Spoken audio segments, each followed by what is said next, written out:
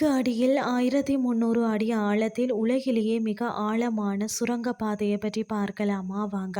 கடல் மட்டத்தில் இருந்து பார்த்தீங்கன்னா 400 மீட்டர் ஆழத்தில் 27 கிலோமீட்டர் நீளத்திற்கு ஒரு சுரங்கப்பாதை திறக்கப்பட உள்ளது என்றால் நம்ப முடிகிறதா?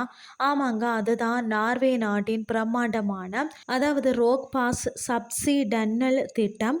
இது ஒரு சவாலான பொறியியல் திறமைக்கும் மனிதனின் விடாமுயற்சிக்கும் சான்றாக இருக்கிறது. இந்த சுரங்கப்பாதை திறக்கப்பட்டால் இதுதான் பார்த்தீங்கன்னா உலகிலேயே மிக நீளமான மற்றது ஆழமான சாலை சுரங்கப்பாதை என்ற வரலாற்று சாதனையை படைக்குமா. நார்வேயின் பார்த்தீங்கன்னா மேற்கு பகுதியில் அமைந்திருக்கக்கூடிய கில்லெஸ்போ மற்றது புக்னேஸ் ஆகிய தீவுகளுக்கு இடையேயான பயணத்தை இந்த சுரங்கப்பாதை நிரந்தரமாக மாற்றி அமைக்க போகிறதா. தற்போது பார்த்தீங்கன்னா இந்த இரண்டு தீவுகளுக்கும் இடையே பயணிக்க கடவு பாதை படகுகளை பயன்படுத்த முடியுமா.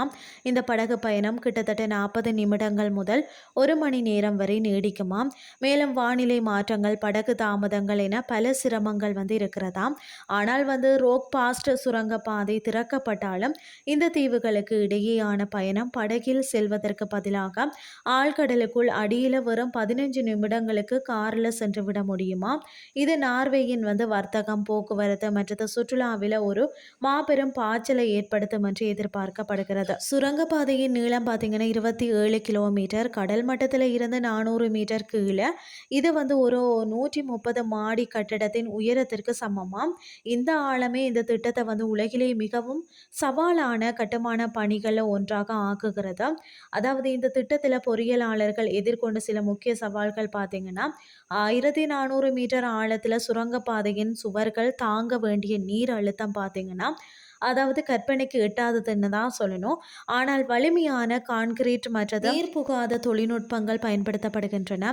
பல்லாயிரம் ஆண்டுகளாக பார்த்தீங்கன்னா நிலை பெற்றிருக்கக்கூடிய கடினமான கடல் பாறைகளை துளையிட்டு வெடி வைத்து அகற்றுவது என்பது சாதாரண சவால் இல்லை.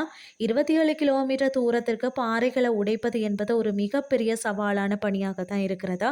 இது மிக நீண்ட சுரங்கப்பாதை என்றதால விபத்துக்கள் ஏற்பட்டால் பயணிகள் பார்த்தீங்கன்னா பாதுகாப்பாக வெளியேற வசதியாக இந்த சுரங்கப்பாதை முழுவதும் பல அவசர கால வெளியேறும் வழிகள் அமைக்கப்பட்டிருக்கிறதா. மேலும் பார்த்தீங்கன்னா போதுமான காற்றோட்டம் மற்றது வெளிச்சத்திற்கான வசதிகள் நவீன தரத்தில் அமைக்கப்பட்டுள்ளன.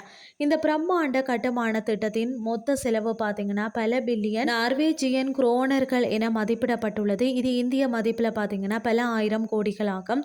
ஆரம்பத்தில் இந்த திட்டம் 2026ஆம் ஆண்டுக்குள் நிறைவடையும் என எதிர்பார்க்கப்பட்டதாம். ஆனால் தொழில்நுட்பம் மற்றது நிதியியல் சவால்கள் காரணமாக தான் இதன் இறுதி திறப்பு திகதி இன்னும் சில வருடங்கள் தாமதமாகலாமாம். ரோக் பாஸ்ட் சுரங்கப்பாதை என்பது நார்வேயின் தனிப்பட்ட திட்டம் மட்டுமில்லைங்க. இது பார்த்தீங்கன்னா வருங்கால உலகிற்கான ஒரு பாடம். புவியியல் சவால்களை எதிர்கொண்டும் மனிதன் எப்படி நகரங்களையும் நாடுகளையும் இணைக்கிறான் என்பதற்கு இது ஒரு அற்புதமான எடுத்துக்காட்டு. இன்றைய கிறிஸ்டி உங்களுக்கு பிரயோசனமாக அமைஞ்சிருக்கும்னு சொல்லி நானும் நம்புறேன். இதே மாதிரி மற்றும் ஒரு கிறிஸ்டியின் வேலைக்கு உங்களை சந்திக்கிறேன். நன்றி.